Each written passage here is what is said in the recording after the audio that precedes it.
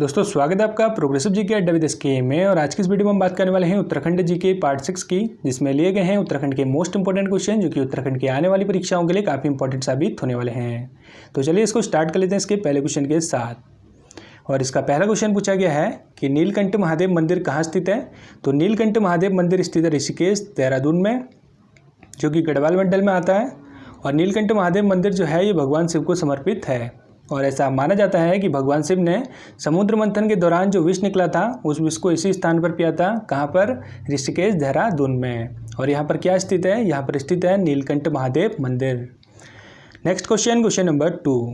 अलकनंदा व पिंडा नदी का संगम स्थित है। तो अलकनंदा व पिंडा नदी का संगम स्थित है कर्णप्रयाग चमोली में। अलकनंदा नदी की बात करें तो अलकनंदा नदी निकलती है संतोपंथ ग्लेशियर से। पिंडा नदी की बात करें तो पिंडा नदी निकलती है पिंडारी ग्लेशियर से। और इन दोनों नदियों का संगम यानी कि अलकनंदा और पिंडा नदी का संगम हो जाता है कर्णप्रयाग चमोली में। और कर्णप्रयाग का नाम कर्णप्रयाग इसलिए रखा गया क्योंकि ऐसा माना जाता है कि कर्ण ने भगवान सूर्य की तपस्या की थी इस स्थान पे कवच और कुंडल पाने के लिए, इसीलिए इस स्थान का नाम पड़ा Karnaprayag. Next question number 3। Bharat electronic limited BEL कहाँ स्थित है। तो भारत इलेक्ट्रॉनिक लिमिटेड बेल स्थित है कोटद्वार पौड़ी गढ़वाल में। और भारत हैवी की बात करें तो भारत हैवी इलेक्ट्रॉनिक लिमिटेड ये कहाँ स्थित है। तो ये स्थित है हरिद्वार में। तो इसमें लगा हुआ है एच, तो एच से आपको याद रखना है हरिद्वार। तो ये हरिद्वार रानीपुर में स्थित है। और केवल बेल स्थित है यानी कि भारत इलेक्ट्रॉनिक लिमिटेड स्थित है कोटद्वार पौड़ी गढ़वाल में। Next question number 4। कुमाऊं का सबसे ऊंचा हिमनद है। तो कुमाऊं का सबसे ऊंचा हिमनद है मिलम हिमनद। कहाँ स्थित है ये स्थित है मुंशियारी पिथौरागढ़ में। और मिलम हिमनद से दो नदियाँ निकलती है, कौन कौन सी? एक निकलती है मिलम नदी, दूसरी निकलती है गौरी गंगा नदी। तो याद रखना है गौरी गंगा नदी मिलम नदी निकलती है मिलम हिमनद से, जो कि कुमाऊं का सबसे ऊंचा हिमनद है। कहाँ पर स्थित है? मुंशियारी पिथौरागढ़ में स्थित है। उत्तराखंड में यमुनोत्री धाम किस जनपद में स्थित है। तो यमुनोत्री धाम स्थित है उत्तराखंड में उत्तरकाशी में। और उत्तरकाशी में ही यमुनोत्री ग्लेशियर भी स्थित है जहाँ से यमुना नदी निकलती है। और फिलहाल हमें अभी बात करनी है यमुनोत्री धाम की। तो यमुनोत्री धाम स्थित है उत्तरकाशी में बड़कोट में। और इसकी स्थापना की थी महारानी गुलेरिया ने 19वीं सदी में। और भूकंप आने की वजह से एक बार ये धाम टूट भी चुका है और जिसको दोबारा बनाया गया है यमुनोत्री धाम को, जो स्थित है बड़कोट उत्तरकाशी में, बड़कोट उत्तरकाशी में। Next question number 6। उत्तराखंड में किस जनपद में प्रसिद्ध मायावती आश्रम स्थित है। तो उत्तराखंड में मायावती आश्रम जो है ये स्वामी विवेकानंद से रिलेटेड है। और स्वामी विवेकानंद के शिष्यों ने इसको बनाया था मायावती आश्रम को। तो ये स्थित है लोहाघाट चंपावत में। और कब बना था ये आश्रम? ये बनाया था 1899 में। किसने बनाया था? ये बनाया था स्वामी स्वरूपानंद ने। किसकी सहायता से बनाया था? कैप्टन सेवियर की सहायता से बनाया था। तो याद रखना मायावती आश्रम जो कि विवेकानंद से रिलेटेड है, यह है लोहाघाट चंपावत में। 1899 में इसको बनाया था किसने? स्वामी स्वरूपानंद ने कैप्टन सेवियर की सहायता से। पूछा गया है कि बंदरपूज ग्लेशियर स्थित है। तो बंदरपूज ग्लेशियर स्थित है उत्तरकाशी में और इसकी लंबाई है 12 किलोमीटर। नेक्स्ट क्वेश्चन, टनकपुर का पुराना नाम पूछा गया है। तो टनकपुर का पुराना नाम है ग्रास्टिनगंज। और टनकपुर जो है ये चंपावत डिस्ट्रिक्ट में आता है। और चंपावत डिस्ट्रिक्ट जो है नेपाल को टच करता है। कहाँ से करता है टच? नेपाल को। तो ये करता है टनकपुर से टच नेपाल को। और टनकपुर का पुराना नाम है ग्रास्टिनगंज। Question number 9। नाली शब्द मापन की एक इकाई है। तो नाली में जो है ज़मीन को नापा जाता है, भूमि को नापा जाता है। आज भी पहाड़ी क्षेत्रों में इसको नापा जाता है। और इसका वैल्यू जो होती है वो ये होती है कि एक नाली बराबर 200 वर्ग मीटर होता है। एक नाली बराबर 200 वर्ग metre. Next question number 10। Tehri को किस शासक ने अपनी राजधानी बनाया। तो टिहरी को राजधानी बनाने वाले थे सुदर्शन शाह, जो कि पवार वंश के 55वें राजा थे। क्योंकि 1804 में गढ़वाल का तख्ता पलट हो गया था गोरखाओं के द्वारा। और उसके बाद सगोली की संधि साइन हुई कुछ सालों के बाद अंग्रेजों के साथ गोरखाओं की। तो सगोली की संधि के बाद जो है सुदर्शन शाह को टिहरी का राजवंश मिल गया था, टिहरी वाला हिस्सा मिल गया था। और इन्होंने टिहरी को स्थापित किया। कब किया? 18 दिसंबर 1815 में इन्होंने स्थापना की टिहरी की, जो कि पवार वंश के 55वें राजा हुए सुदर्शन शाह। और इन्होंने टिहरी में पहला भूमि बंदोबस्त भी करवाया। कब करवाया? 1823 में करवाया इन्होंने टिहरी में पहला भूमि बंदोबस्त, जो कि पवार वंश के 55वें राजा थे। और पवार वंश की बात करें तो पवार वंश में टोटल 60 राजा हुए थे और आखिरी राजा थे 60वें राजा महेंद्र शाह।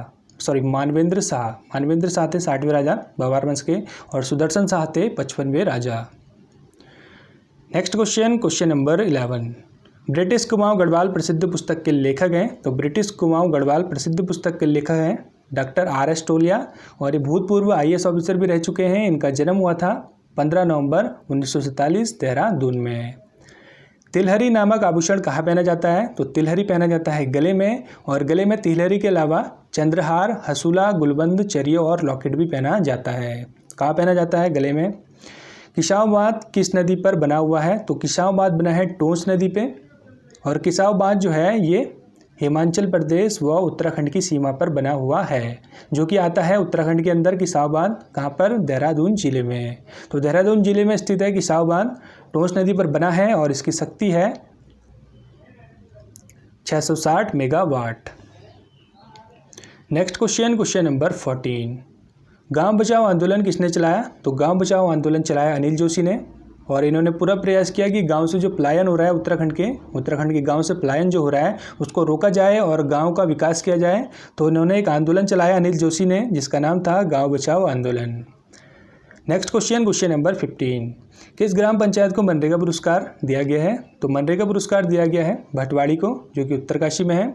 और मनरेगा की बात करें तो इसका पूरा नाम है महात्मा गांधी राष्ट्रीय ग्रामीण रोजगार गारंटी। नेक्स्ट क्वेश्चन नंबर 16, सास बहू नदी का संगम किस स्थान पर होता है? तो सास बहू नदी का संगम होता है देवप्रयाग टिहरी में। टिहरी से रिलेटेड काफ़ी क्वेश्चन बनते हैं उत्तराखंड के एग्जाम में। तो फिलहाल के लिए हम देखते हैं कि सास बहू नदी का संगम होता है टिहरी में, और सास बोला जाता है भागीरथी नदी को, और बहू बोला जाता है अलकनंदा नदी को, क्योंकि भागीरथी नदी जो है काफ़ी शोरगुल के साथ जो है बहती है, इसलिए इसको बोला जाता है सास, और अलकनंदा नदी जो है ये काफ़ी शांति के साथ बहती है, इसलिए इसको बोला जाता है बहू। तो भागीरथी और अलकनंदा का संगम होता है देवप्रयाग में, टिहरी में। और देवप्रयाग से रिलेटेड और भी क्वेश्चन बनते हैं, जैसे कि देवप्रयाग में एक मंदिर स्थित है जिसका नाम है रघुनाथ मंदिर, जो कि भगवान राम से संबंधित है।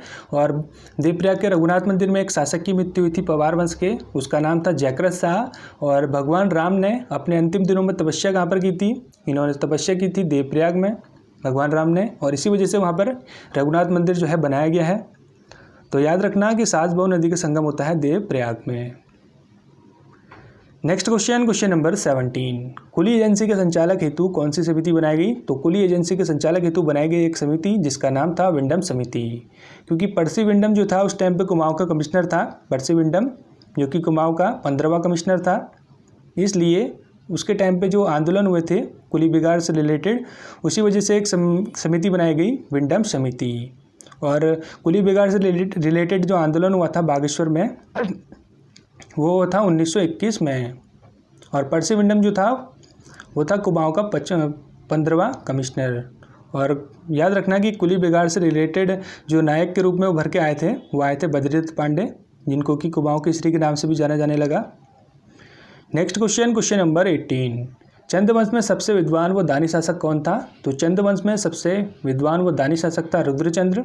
ये अकबर का समकालीन था, और रुद्रपुर नगर जो है ये इन्होंने ही बसाया था। रुद्रचंद्र ने मल्ला महल अल्मोड़े का निर्माण इन्होंने करवाया था। रुद्रचंद्र ने औली ब्राह्मण के वर्ग भी इन्होंने ही बनवाए थे, और अकबर के साथ काफ़ी अच्छा रिलेशन था इनका, रुद्रचंद्र का अकबर के साथ, बीरबल के साथ। और 84 माल परगना जो था वो भी इन्हीं के टाइम पे था, रुद्रचंद्र के टाइम पे, जो कि चंद्रवंश का राजा था, और विद्वान और दानी शासक के रूप में इसको जाना जाता था।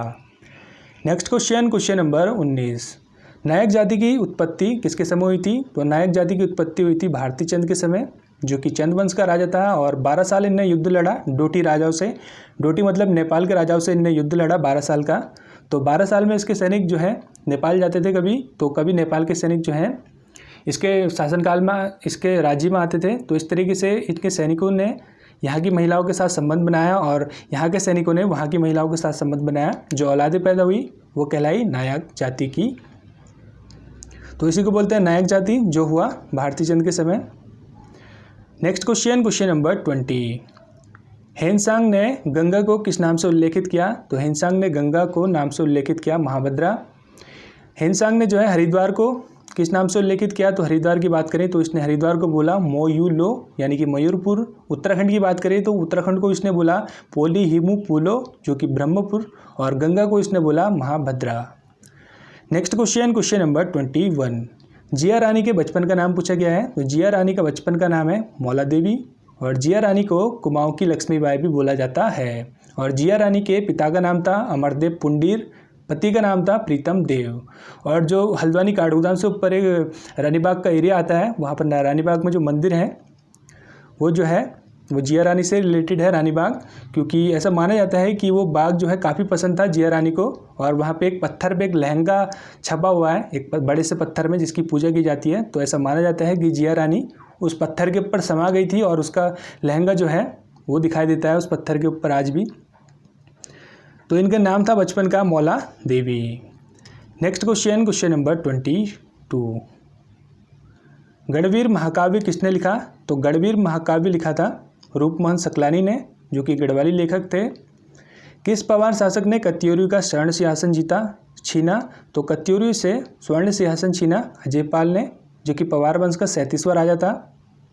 इसको गढ़पाल भी बोला जाता है। और गढ़वाल के 52 गढ़ों का एकीकरण इसने किया था। गढ़वाल का नेपोलियन इसको बोला जाता है। किसको? अजयपाल को। Next question number 24। ट्राई कॉर्नर पास के नाम से किस दर्रे को जाना जाता है? तो ट्राई कॉर्नर पास के नाम से जाना जाता है लिपुलेख दर्रे को, जो स्थित है पिथौरागढ़ में।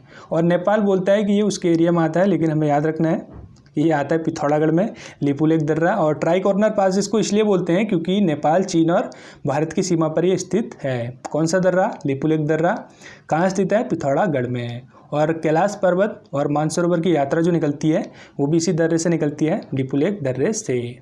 और आज का आखिरी क्वेश्चन नंबर 25।